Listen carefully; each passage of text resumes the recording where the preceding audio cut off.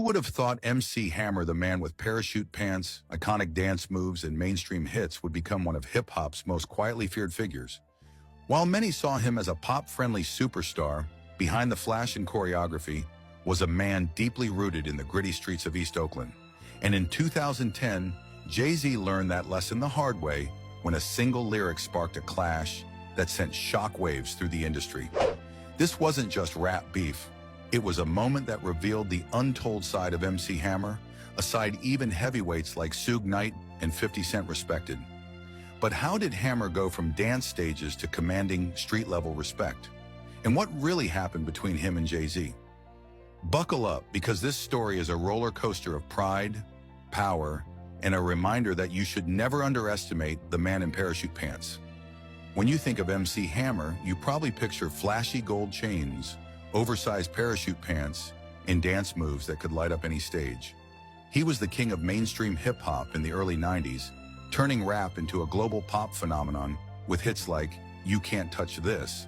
But beneath the bright lights and radio-friendly hooks was a man who commanded a level of street respect that few in the industry could match. While Hammer's polished image made him an easy target for jokes from hardcore rappers, those who truly knew him understood one thing: MC Hammer was not to be messed with. Figures like Suge Knight, 50 Cent, and even Diddy have hinted at just how serious Hammer was when it came to respect. Suge Knight, one of hip-hop's most notoriously intimidating figures, reportedly warned people not to underestimate Hammer's roots. 50 Cent once admitted that Hammer's street credibility ran deeper than most of the gangster rappers dominating the scene. But how did Hammer earn such a reputation? The answer lies in his roots: East Oakland, California, a place where survival meant grit, loyalty, and the willingness to stand your ground. Hammer wasn't just from the streets, he was respected by them.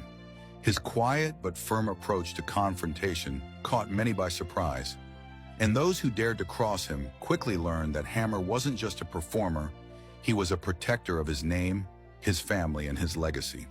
Before the music, before the fame, Stanley Burrell, Hammer's real name, was a kid who grew up with the odds stacked against him, and that fire never left him, no matter how bright the spotlight got.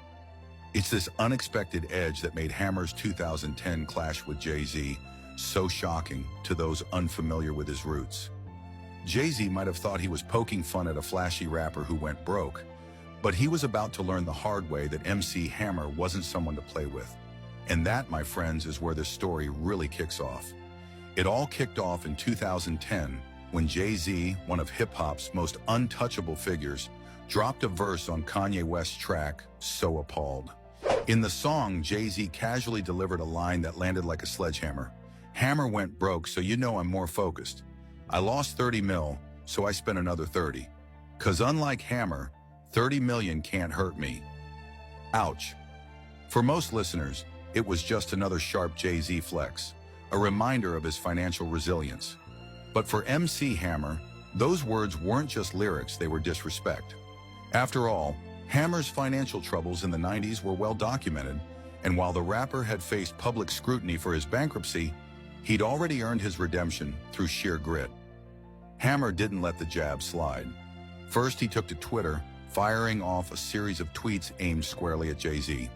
Hammer accused Jay of selling his soul a jab that hit hard, considering long-standing conspiracy theories about Jay-Z and the music industry's darker side. But Hammer didn't stop there. He did what any self-respecting rapper would do. He hit the studio. The result? A diss track titled "Better Run Run," accompanied by a theatrical music video that could only be described as cinematic revenge. In the video, a Jay-Z lookalike is hunted through a dark forest by a devil-like figure.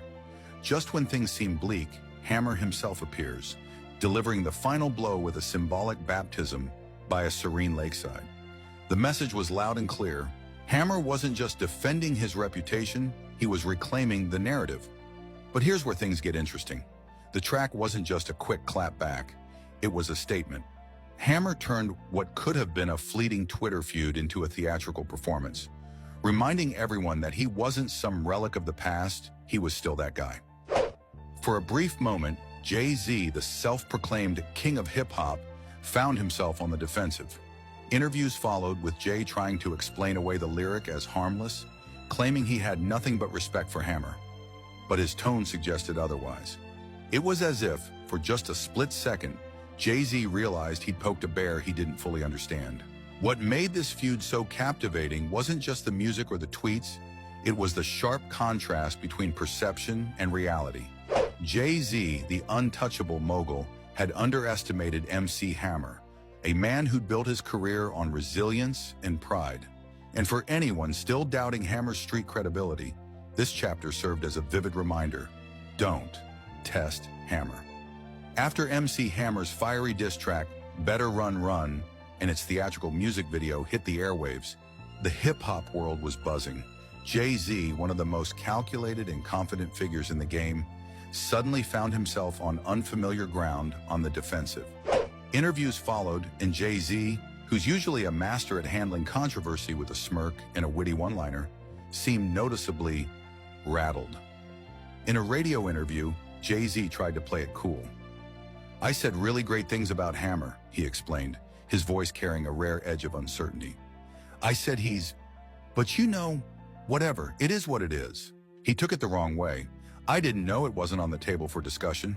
He even referenced passages from his book Decoded, where he spoke highly of Hammer's impact on hip-hop. But despite the polished delivery, something felt off. Jay didn't sound like the confident mogul we were used to. See, Jay-Z is a master chess player in the rap game, rarely making missteps. But this time, he underestimated his opponent. Hammer wasn't some struggling rapper desperate for a headline. He was a man with deep roots, a loyal following, and a reputation built on respect, not just record sales. Jay-Z's attempt to reframe the narrative felt lukewarm. Hip-hop fans weren't buying the apology, and Hammer wasn't having it either. The feud wasn't just about a lyric anymore. It became a moment that forced everyone to rethink who MC Hammer really was. Was he just the guy with parachute pants and dance moves, or was he something much more? The tension lingered in the air for weeks. Jay-Z tried to move on, shifting focus back to his empire and his music. But the damage was already done. For the first time in a long time, Jay-Z had been outmaneuvered, not by a fellow billionaire mogul, but by a man the industry had long written off as a flashy relic of the 90s. This wasn't just a feud, it was a cultural reset. Hammer reminded the world that respect isn't tied to net worth or chart positions. It's earned, it's defended, and it's non-negotiable. But Jay-Z wasn't the only rapper to have underestimated Hammer. Before Jay, others had tried and failed to test Hammer's patience. And one of the most notable names in that lineup? Redman. If you thought Jay-Z's clash with MC Hammer was intense, wait until you hear about Redman's encounter. In the early 90s, Redman was rising fast, known for his gritty lyricism and unfiltered bravado. Hammer, on the other hand, was dominating the charts with You Can't Touch This and Too Legit to Quit. But behind the flashy outfits and mainstream success, Hammer's street reputation remained solid, something Redman would learn firsthand. It started with a jab. On Redman's debut album, What the Album, he included a skit called The Funky Uncle, where he took direct shots at Hammer. The skit mocked everything from Hammer's music to his image, with lines that weren't just playful, they were outright disrespectful. At the time, Redman probably thought it was harmless fun. After all, Hammer was a mainstream rapper with a smile and dance moves. What could possibly go wrong? Well, everything. In a surprising twist, the two even went on to collaborate on the remix of It's Getting Hot years later, proving that in hip-hop, even the fiercest rivalries can pave the way for unexpected alliances. But this rivalry wasn't just about two rappers, it was about two visions of success. Too Short represented raw, street-level authenticity, while MC Hammer embodied polished, mainstream appeal. Both were products of Oakland, yet they represented two sides of the same coin. A city bursting with talent, ambition, and hustle. The Hammer Too Short saga serves as a powerful reminder that in the rap game, respect isn't always given freely, it's earned, often through clashes, misunderstandings, and ultimately growth. But while the rivalry with Too Short cooled down, Hammer's story was far from over. To understand the man behind the music, we have to go back to where it all began, East Oakland. Hammer's story isn't just about money, it's about heart. Even at his lowest, he remained committed to helping others, to lifting up his community, and to staying true to his values. And while the world often remembers Hammer for the fall, it's the comeback that truly defines him. After the bankruptcy, after the headlines, after the fall from the glittering heights of fame, MC Hammer did something most people in his position couldn't. He reinvented himself. While the world turned him into a punchline, Hammer quietly rebuilt his life, his purpose, and his legacy. Hammer turned to faith in a profound way, becoming an ordained minister and dedicating himself to preaching and community service. He didn't just disappear into obscurity, he became a guiding light for others facing their own struggles. In interviews, Hammer spoke openly about his financial missteps, offering wisdom that transcended the music industry. You can lose money, you can lose fame, but you can't lose your faith or your ability to rise again, he once said. But Hammer didn't stop at ministry. Ever the hustler, he also pivoted into tech investments long before it became trendy for celebrities to do so. He was one of the early investors in Twitter and other Silicon Valley startups, showing that his eye for opportunity wasn't limited to music. Hammer also kept his feet in the entertainment world, making appearances on reality shows, performing at nostalgic throwback concerts, and reminding fans why they fell in love with him in the first place. In many ways, MC Hammer's influence never really faded. His music continues to be a staple at parties, sporting events, and viral dance challenges. His "Stop Hammer Time" catchphrase remains one of the most recognizable lines in pop culture history. And more importantly, his blueprint for turning hip-hop into a global brand set the stage for artists like Jay-Z, Dr. Dre, and P. Diddy to dominate not just music charts, but boardrooms as well. But Hammer's true legacy lies in his authenticity. Whether he was performing in front of thousands, confronting critics backstage, or rebuilding his life from scratch, Hammer remained unapologetically himself. He wasn't afraid to dream big, to hustle hard, or to fall down and get back up again. Today, MC Hammer stands not as a cautionary tale, but as an inspiration. His journey isn't just about flashy pants, diamond albums, or financial losses. It's about resilience, humility, and an unshakable commitment to faith and family.